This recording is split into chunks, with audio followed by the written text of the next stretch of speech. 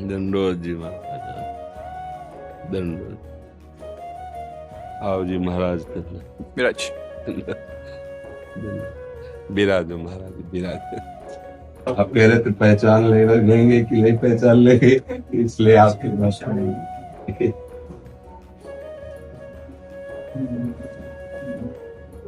क्या सेवा करे जी आपके, दर्शन दिए आके आप।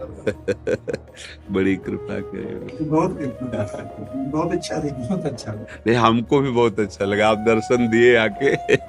बहुत कृपा की, बहुत। साधना, उपासना, भक्ति, तपस्या सब होती है, पर गुरु के प्रति प्रेम, गुरु वाणी के प्रति ऐसा प्रेम, ये जो देखने को मिलता है ना, ये दो ऐसी अमोघ चीज हैं जो कितना भी कोई पतित हो उसका महामंगल। दंडोत जी महाराज, दंडोत। आप कुर्सी पे विराजेंगे? नहीं, आप कृपा करें कुर्सी पे बैठ जाए। आसन विराज, विराज, विराज। सुनो, हाँ, महाराज जी को माला। हाँ जी, कुछ भक्तों ने आपके श्रीमुख से नाम चाहा था। हम तो वृंदावन वासी, राधा उपासी, राधा राधा राधा रटते, राधा वल्लभ श्री हरिवंश। आपको जो गुरुदेव ने नाम दिया हो, पूर्ण श्रद्धा और विश्वास पूर्वक उसी का जप करो। हर नाम हमारे प्रभु का संपूर्ण बलशाली है, सब नाम समान है। बस नाम में बैठ जाओ, चिंता रूपी समुद्र से पार हो जाओ। नानक नाम जहाज है, चढ़े से उतरे पार। नाम में बैठ गया, और बात कि आगे चलकर फिर जहाज की भी जरूरत नहीं पड़ेगी। जब निरंतर नाम चलने लगेगा तो गोस्वामी तुलसीदास जी कहते, नाम लेत भव सिंधु सुखाही, करो विचार सुजन मन माही। नाम लेते ये भव सिंधु ही खत्म हो जाएगा, पार होने की जरूरत ही नहीं पड़ेगी। आप निरंतर नाम जप करो। ये बातें सबको समझ में नहीं आएंगी, फिर भी कह रहा हूं, क्योंकि बहुत विविधता है दिमाग में। ये केवल नाम जपने सब कुछ हो जाएगा, लेकिन जो गुरुजनों ने, महापुरुषों ने अनुभव किया है, नाम जप करके आप देख लो। अभी आपको 51,000 का मिला है जंतु, क्योंकि कीमत लगी है ना, तो आपका विश्वास हो जाएगा। और फ्री मिल रहा है ना, तो आपको लगेगा कि यार बाबा जी है तो बोलते ही रहता है इसकी। लेकिन आपको सच्ची बताए, असली चीज फ्री ही मिलती है। जो असली वस्तु होती है वो फ्री होती है, क्योंकि हम सब उसके बच्चे हैं। अगर टैक्स से युक्त मिले तो मतलब है कि बनावटी है, उसमें फिर मिलावट है। अगर टैक्स से है तो मिलावट है। नहीं, हमारे मालिक की असली वस्तु फ्री मिलती है। देखो, फ्री वायु, फ्री वायु, ये भूमि, जल, जो हमारा जीवन हमारे मालिक ने फ्री किया। ऐसे फ्री कल्याण, कल्याण में कोई फीस नहीं है, परमानंद की कोई फीस नहीं है। बस तुम चाह करो तुम्हें मिल जाएगी। इसीलिए जल्दी इसको लोग ग्रहण नहीं करते। लेकिन तुमसे कह रहे राम बोलो, कृष्ण बोलो, हरि बोलो, राधा बोलो, जन्म जन्म की बिगड़ी बन जाए। ये रोज सुनते हैं यार, ये तो सुनते ही रहते हैं, कभी काम नहीं बना, सब ऐसे ही कहते चले आए हैं। आपने कभी प्रयोग किया? कभी एकांत में बैठ कर रोए प्रभु से? एकांत में उनका चिंतन एक तार किया? 1 मिनट भी करके देख लो, 1 मिनट भी। ये हृदय की बात कहते। एक शिष्य ने बड़ी सेवा की गुरु जी की, एक जनरल आदमी से आके, उसको भाव था कि संत महात्मा आशीर्वाद दे दे तो धनी हो जाए। धन मिलना कोई बहुत बड़ी बात नहीं, बहुत छोटी बात है। ये लौकिक सब, ये थोड़े सुकृत में हो जाते हैं। तो एक दिन बहुत प्रसन्न हुए संत और कहा, बेटा मैं बहुत तुमने सेवा की, क्या चाहते हो? बोले, गुरु जी धन की आकांक्षा थी, सोचते सबसे बड़े धनी बन जाए। सबसे बड़े धनी? जाओ नहा के आओ गंगा, आज मैं तुम्हें ऐसा उपदेश करूंगा तुम सबसे बड़े धनी बन जाओगे। अब तो बड़ा पुलकित हो गया, उसने सोचा गुरुजी को हीरा जवाहरात मणि सिद्धि से निकाल के दे देंगे। आए, बैठे, बोले देखो किसी से कहना मत, बहुत गुप्त महामहिम है, राम राम जपो। उसके ऊपर जैसे मतलब आशा में पानी फिर गया हो। बोला यार मतलब बरसों की सेवा में गुरुजी ने फुसला दिया।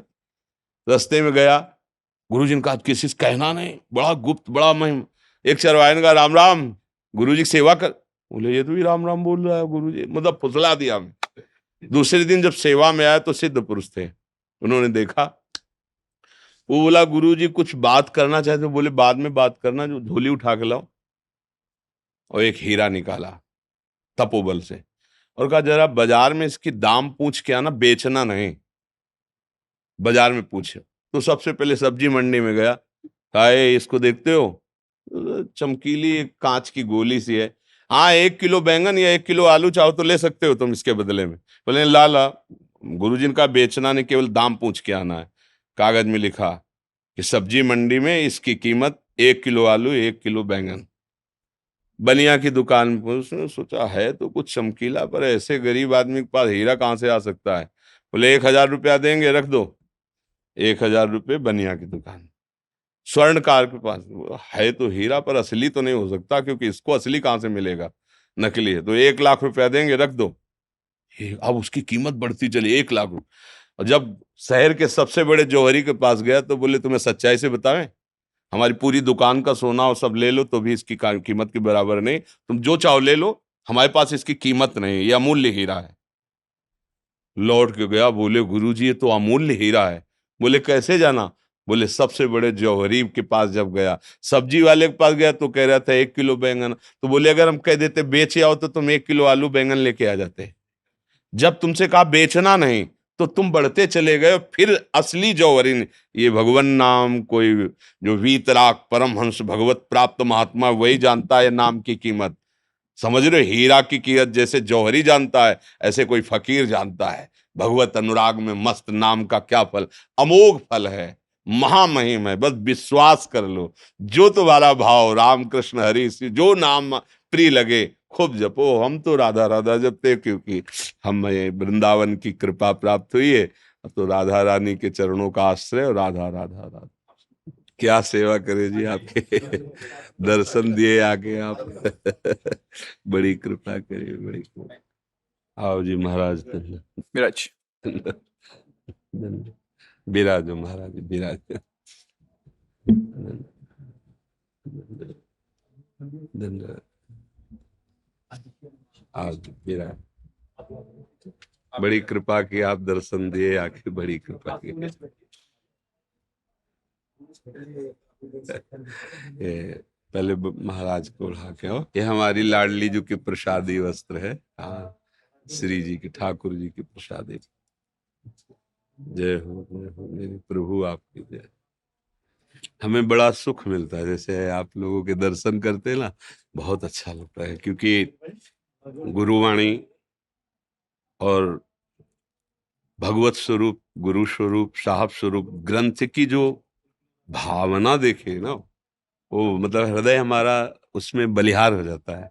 चंवर डुल रहा है उनके सामने वंदना, और मतलब हम इस पर न्यौछावर हैं जिसे ना, और जिसे साधना उपासना भक्ति तपस्या सब होती है, पर गुरु के प्रति प्रेम, गुरु वाणी के प्रति ऐसा प्रेम, ये जो देखने को मिलता है ना, ये दो ऐसी अमोघ चीज हैं जो कितना भी कोई पतित हो उसका महामंगल। वैसे भी शास्त्रों में मोक्ष मूलम गुरु कृपा, गुरु कृपा से ही। तो गुरु वाणी और गुरु कृपा, ये दो बात हमको बहुत पकड़ में आई। अच्छा, गुरुवाणी में सब महापुरुषों की वाणी, सब संतों की वाणी। तो हम जैसे आप लोगों को दर्शन करते तो हमें एक सुख मिलता है कि गुरु वाणी का आदर और गुरु का आदर। जैसे आपस में मिलते हैं तो भगवान नाम उच्चारण करते हैं ना, जब आप मिलते हैं आपस में तो आप कहते हैं वाहेगुरु का खालसा, वाहेगुरु जी की फतेह। वाहेगुरु परमेश्वर ही है, वही परब्रह्म परमात्मा, पर उसको गुरु स्वरूप में स्वीकार करो, उसको गुरु वाणी के रूप में स्वीकार किया गया। बस जो इन दो बातों पर ध्यान दे दे, गुरु वाणी पर और गुरु पर, वो फतेह। हाँ, वो माया पर फतेह प्राप्त, वो काम क्रोध लोभ मोह मद मत्सर इन सबको जीत लेता है। इसमें ये जो बौद्धिक भेद है ना, ये सब मायाकृत है। हम सब चराचर जगत उसी मालिक के हैं, एक ही है वो एक ही है, वो सत्य है। उसी सत्य के हम सब सत्य अंश हैं, आंतरिक। अपने स्वरूप को ना पहचानने के कारण मैं तू, मेरा तेरा, और ये भेद जो हो गया, इसी का नाम माया है। और इसी भेद को जो मिटा दे, राग द्वेष को मिटा दे, वही गुरु स्वरूप है, वही आत्म स्वरूप है, वही फतेह को प्राप्त हो गया, वही मंगलमय हो गया है। बहुत अच्छा थे, बहुत अच्छा। नहीं, हमको भी बहुत अच्छा लगा, आप दर्शन दिए आके बहुत कृपा की, बहुत।